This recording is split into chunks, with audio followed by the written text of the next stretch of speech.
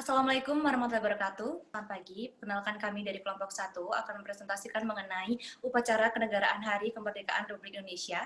Di sini kami akan memperkenalkan diri. Sebelumnya saya Nadia Putri Armenia, NIM 151 130 131. Saya Kristina Widya Delvi, NIM 15 11 830.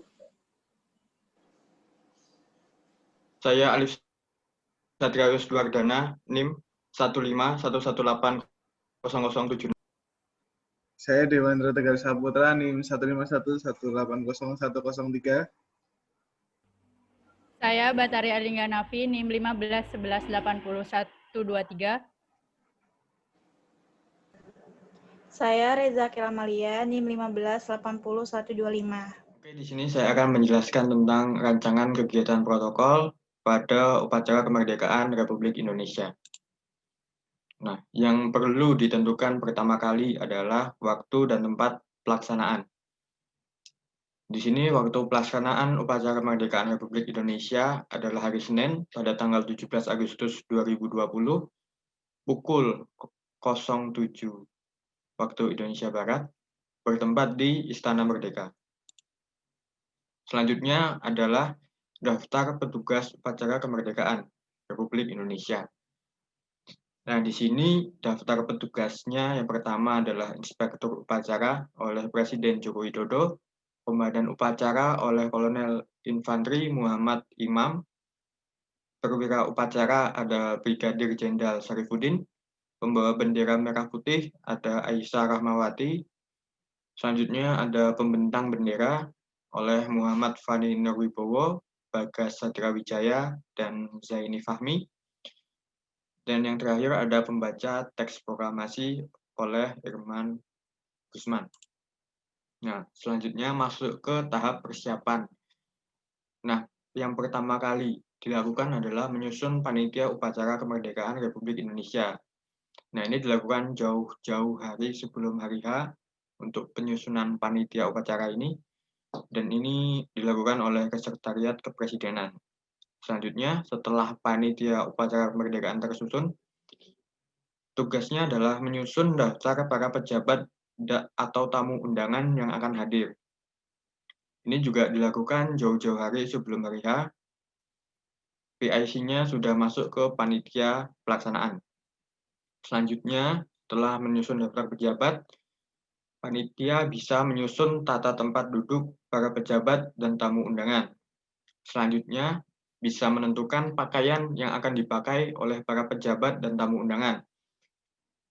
Karena ini setelah daftar para pejabat sudah fix, langsung kita bisa menentukan tempat duduk, selanjutkan oleh menentukan pakaian akan dipakai oleh tamu undangan. Nah, selanjutnya bisa mempersiapkan tata urutan upacara kemerdekaan Republik Indonesia. Tata urutan upacara ini dimulai dari pembukaan sampai ke penutupan. Selanjutnya adalah mempersiapkan peralatan upacara. Di sini masih dipegang oleh panitia upacara kemerdekaan. Dilanjutkan dengan memastikan kesiapan para petugas dan perangkat upacara. Di sini para petugas itu ada dari TNI, Polri, dan lembaga terkaitnya ada Sekretariat Kepresidenan. Hal ini bisa dilakukan pada 1 bulan sebelum hari H. Selanjutnya, mempersiapkan alat komunikasi yang akan digunakan saat acara. Ini masuk ke dalam ranah perlengkapan, bisa disiapkan 1 bulan sebelum hari H. Selanjutnya, mempersiapkan flashing card di meja atau tempat duduk para pejabat. Dan yang terakhir adalah memastikan semua peralatan yang akan digunakan untuk upacara sudah tersedia. Sudah tersedia di area upacara. Pemastian ini bisa dilakukan 1 hari sebelum hari H. Selanjutnya, ada gladi kotor dan gladi bersih. Untuk gladi kotor sendiri dilakukan pada 14 Agustus 2020 pukul 9 sampai 12 waktu Indonesia Barat, dan gladi bersih tanggal 15 Agustus 2020 pada jam yang sama, yaitu pukul 9 sampai 12 waktu Indonesia Barat. Gladi kotor dan gladi bersih ini berguna untuk latihan terakhir kali untuk menyempurnakan dan memastikan kesiapan para petugas, perangkat upacara, maupun protokoler, sehingga pada saat hari pelaksanaan upacara kemerdekaan Republik Indonesia, ini tidak terjadi kesalahan-kesalahan yang tidak diinginkan. Selanjutnya pada tahap pelaksanaan. Di sini ada tugas protokol, kegiatan protokol, lembaga terkait, waktu, dan YAZI. Yang perlu diperhatikan pertama kali adalah kegiatan protokol. Yang pertama, persiapan sebelum acara dimulai. Ini tugas protokol adalah melakukan pengecekan kembali kesiapan peralatan yang akan digunakan pada saat upacara. Lembaga terkait di sini ada Sekretariat Kepresidenan, TNI, Polri, dan Polda Metro Jaya. Waktunya adalah sebelum rangkaian upacara dimulai. Di sini dituliskan jam 5.30 waktu Indonesia Barat. PIC-nya ada Heru Budi Hartono. Selanjutnya adalah para undangan memasuki halaman Istana Merdeka. Nah, ketika para undangan memasuki halaman Istana Merdeka, tugas protokol adalah melakukan pengecekan kepada tamu undangan yang telah hadir dan mengarahkan tamu undangan ke tempat duduk yang sudah dipersiapkan sebelumnya. Nah, dilanjutkan dengan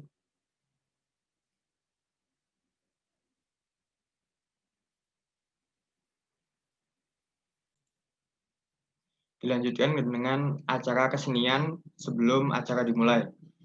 Di sini acara kesenian dilakukan oleh kelompok tari Nusantara dan tugas protokol adalah memantau kegiatan agar tetap on time atau tetap tepat waktu.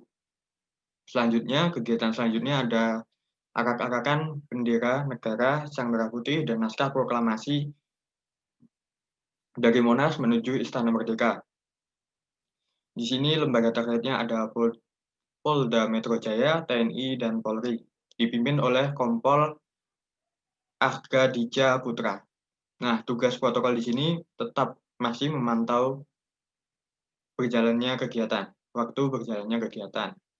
Nah, setelah arak-arakan tiba di gerbang Istana Merdeka dan langsung menuju veranda depan, ini tugas protokoler masih memantau kegiatan. Selanjutnya adalah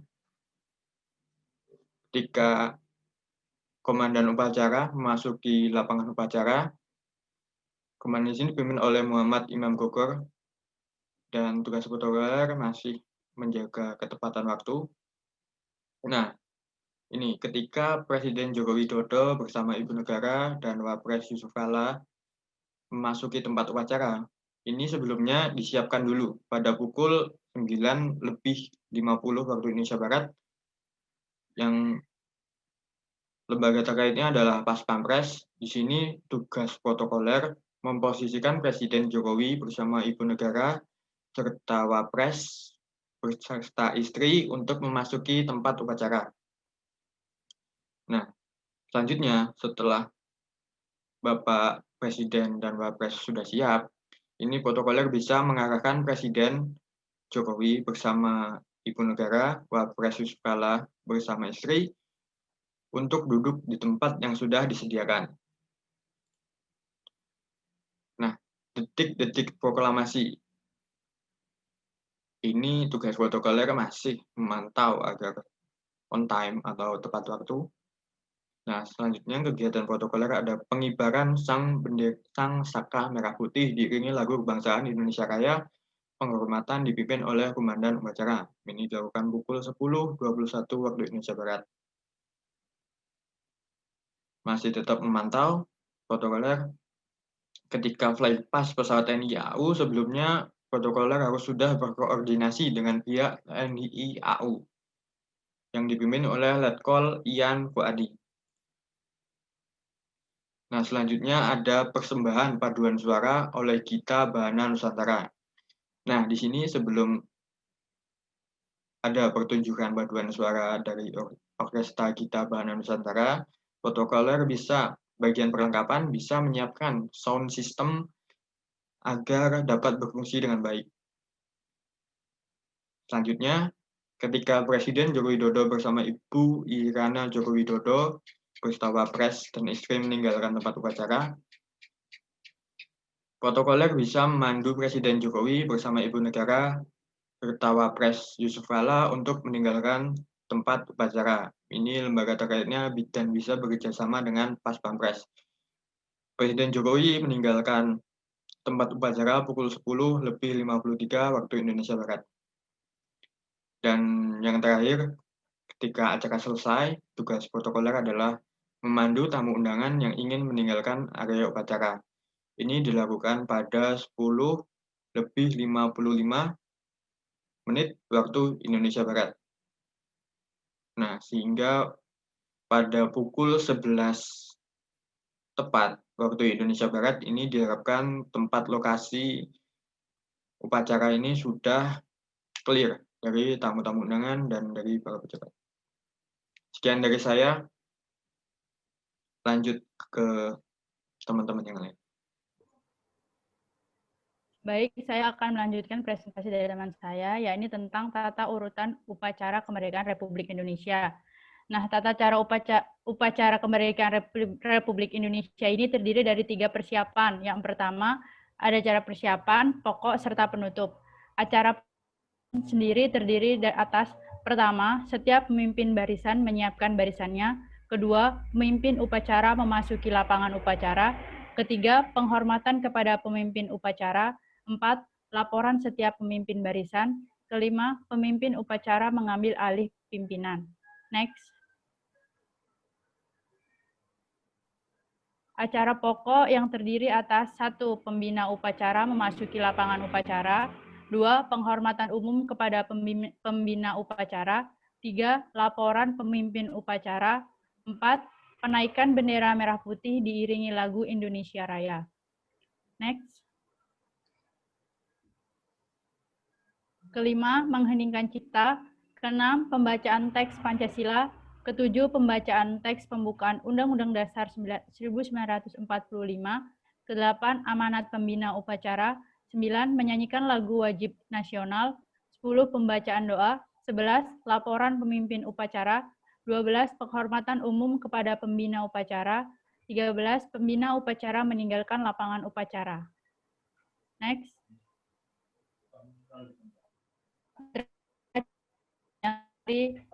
Atas pemimpin upacara membubarkan peserta upacara, serta peserta upacara meninggalkan lapangan upacara. Next, berikut adalah rundown Hari Kemerdekaan Republik Indonesia. Pukul 6.30, para undangan memasuki halaman Istana Merdeka. Pukul 8, pertunjukan marching band dan kesenian sebelum acara dimulai. 8.20,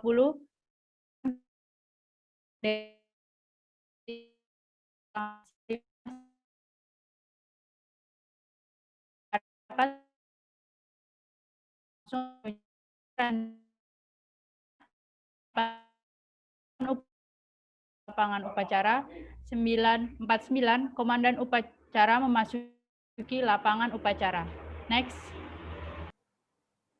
Pukul 9.57, Presiden Joko Widodo bersama Ibu Negara Iriana Joko Widodo serta Wakil Presiden Kiai Haji Ma'ruf Amin bersama Ibu Wuri Estuhandayani memasuki tempat upacara. Pukul 10, peringatan detik-detik proklamasi. 10.21, pengibaran bendera Sang Saka Merah Putih diiringi lagu kebangsaan Indonesia Raya. Penghormatan dipimpin Komandan Upacara. 10.32, fly past pesawat TNI Angkatan Udara. 10.35, persembahan lagu-lagu oleh paduan suara dan orkestra Gita Bahana Nusantara. 10.53, Presiden Joko Widodo bersama Ibu Negara Iriana Joko Widodo serta Wakil Presiden Kiai Haji Ma'ruf Amin bersama Ibu Wuri Estuhandayani meninggalkan tempat upacara. 10.55, acara selesai. Sekian penjelasan dari saya. Selanjutnya, rekan saya. Baik, berikut saya akan menjelaskan layout tata tempat upacara bendera 17 Agustus di Istana Negara. Di bagian podium terdapat 28 kursi. Barisan yang pertama merupakan tempat duduk Presiden dan Wakil Presiden beserta istri. Urutan yang pertama, Presiden, Bapak Insinyur Haji Joko Widodo. Yang kedua, Wakil Presiden, Bapak Profesor Dr. Kiai Haji Ma'ruf Amin. Yang ketiga, istri Presiden, Ibu Riana Joko Widodo. Yang keempat, istri Wakil Presiden, Wuri Estu Andayani. Berikutnya, di belakang tempat duduk Presiden dan Wakil Presiden merupakan tempat duduk mantan Presiden dan mantan Wakil Presiden. Urutan yang pertama, mantan Presiden, Ibu Megawati Setiawati Soekarno Putri. Yang kedua, mantan Presiden, Bapak Susilo Bambang Yudhoyono. Yang ketiga, mantan Wakil Presiden, Bapak Tri Sutrisno. Yang keempat, mantan Wakil Presiden, Bapak Hamzahas. Yang kelima, mantan Wakil Presiden, Bapak Budiono. Yang keenam, istri mantan Wakil Presiden, Ibu Herawati Budiono. Yang ketujuh, mantan Wakil Presiden, Bapak Yusuf Kalla. Dan yang kedelapan, istri mantan Wakil Presiden, Ibu Mufidah Yusuf Kalla. Baik, berikut akan dilanjutkan oleh rekan saya. Selanjutnya, untuk baris ketiga di podium, terdapat tempat duduk para petinggi lembaga negara. Pada urutan pertama dan kedua, ditempatkan oleh Ketua MPR, Bapak Bambang Susatyo, beserta istri. Kemudian, urutan ketiga dan keempat ditempatkan oleh Ketua DPR, Ibu Puan Maharani, beserta suami. Kelima dan keenam ditempatkan oleh Ketua DPR, Lanyala Matalini, beserta istri. Urutan ke-7 dan ke-8 ditempatkan oleh Ketua BPK, Bapak Agus Firman Sampurna, beserta istri. Urutan ke-9 dan ke-10 ditempatkan oleh Ketua MA, Bapak Saifuddin, beserta istri. Kemudian urutan ke-11 dan ke-12 ditempatkan oleh Ketua MK, Bapak Anwar Usman, beserta istri. Dan yang terakhir, urutan ke-13 dan ke-14 ditempatkan Ketua KY, Bapak Jaja Ahmad Jayus, beserta istri. Lalu di sebelah kanan podium terdapat tempat duduk para duta besar yang berwarna kuning. Kemudian kemerdekaan berwarna abu-abu. Lalu di sebelah kiri terdapat tempat duduk para tamu yang berwarna pink. Kemudian juga terdapat tempat duduk para bupati dan gubernur yang berwarna biru tua. Lalu terdapat juga tempat duduk para menteri yang berwarna oranye. Terima kasih. Baik, di sini saya akan mempresentasikan mengenai pakaian yang digunakan dalam upacara kemerdekaan Republik Indonesia, yaitu yang pertama yang dipakai oleh Bapak Presiden, yaitu pakaian nasional adat, yaitu adat Aceh, yang mana baju atasnya itu adalah meyukasah, bawahnya adalah celana panjang siluweu, dan selembar kain sarung ijakrong, dan juga senjata tradisionalnya, yaitu sebilah siwah atau rencong. Dan juga tutup kepalanya itu adalah mayu kiltop. Dan juga alas kakinya itu adalah sepatu pantofel hitam. Begitu pula untuk ibu negara, yaitu menggunakan baju atasannya yaitu baju kurung, celananya yaitu celana musang yang dilapisi oleh sarung tenun, dan juga perhiasannya yaitu mahkota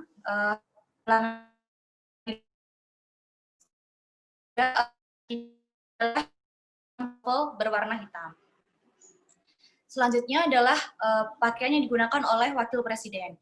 Pakaian yang digunakan oleh Wakil Presiden yaitu pakaian nasional ada juga, yaitu adat Riau, yang mana baju atasnya itu kurung cekak musang, dan celananya itu celana panjang berwarna senada dengan baju atasan ditambah sarung yang diikat dari pinggang, sehingga dari pinggang ke lutut, sehingga dari atas ke bawah sampai mengenai lutut. Dan juga tutup kepalanya itu adalah tanjak laksamana. Dan juga untuk alas kakinya itu sepatu pantofel hitam. Selanjutnya yang dipakai oleh Ibu Wakil Negara itu baju atasannya adalah baju kurung kebaya yang dilengkapi oleh hiasan payet, dan bagian bawahnya itu sarung atau kain songket yang dikenakan sebagai rok penutup kepala, yaitu adalah jilbab sesuai warna baju, dan alas kakinya itu sepatu pantofel berwarna hitam. Selanjutnya yaitu pakaian dari mantan presiden dan wakil presiden pria, yang mana pakaiannya itu adalah pakaian nasional, yaitu pakaian adat Jawa Tengah, yaitu pakaian bajuan atasan itu beskap gaya Solo, dan juga bagian bawah itu kain jarik motif, dan juga disesuaikan dengan atasan, yaitu perlengkapannya ada stagen, ada epek, ada timang, dan lerep sebagai ikat pinggang, serta wangkringan atau keris. Dan juga alas kakinya itu adalah camilan atau sepatu slop. Dan juga untuk mantan presiden wanita serta ibu mantan wakil presiden wanita itu menggunakan pakaian ada juga, yang mana baju atasnya itu berupa kebaya, kemban, kain rapi pinjung, dan juga dengan menggunakan stagen. Dan bawahnya yaitu kain jarik berbagai corak khas Jawa Tengah. Dan hiasan di kepala yaitu seperti konde yang dihias dengan bunga melati pada bagian atasannya, dan juga aksesorisnya itu tambahan yaitu cincin, kalung, gelang, subang, dan kipas. Selanjutnya,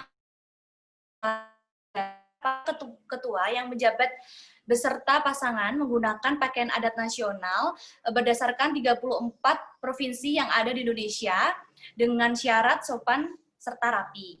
Dan juga selanjutnya para perintis kemerdekaan yaitu menggunakan masing-masing satu set pakaian veteran beserta atribut yang mengenakan selempang bertuliskan Perintis Kemerdekaan RI berwarna dasar merah serta tulisan putih.